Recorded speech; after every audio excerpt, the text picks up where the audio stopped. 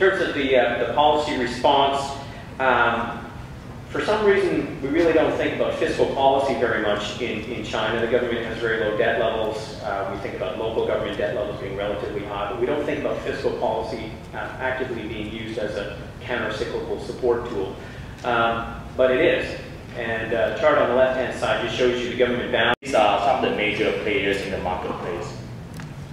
So all in all, the Chinese life insurer currently solvency margin are in general very thin. I would say compared to some of the Thai life insurers, they are much thinner, and they are faced with strong growth. Although now has slowed down, but in terms of the scale, it is still a very sizable growth. And in terms of leverage, most of the companies had, perhaps in anticipation of the Basel III rules, core tier 1 capital ratios of most banking systems had either improved or remained broadly stable in 2013-2014 from already a satisfactory base.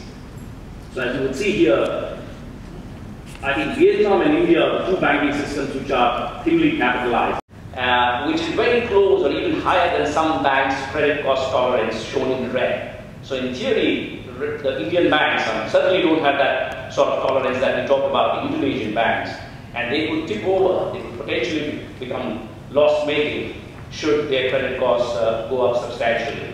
Now one could argue that our stress test assumptions are a bit harsh, which result in nearly tripling, 3 times loan loss provisions are increasing.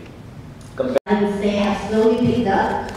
And if you actually look at the foreign direct investment part of investment in Thailand, I was very surprised and pleased actually to see that it has been increasing every year since 2003.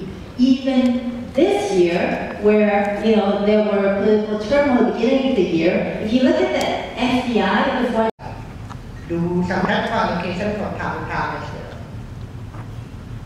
I guess the environment has been quite unusual globally since 2008.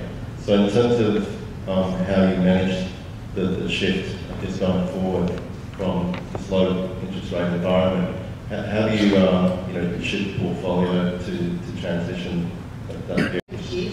And in that period, we will have to make some big adjustment. But if the cycle is still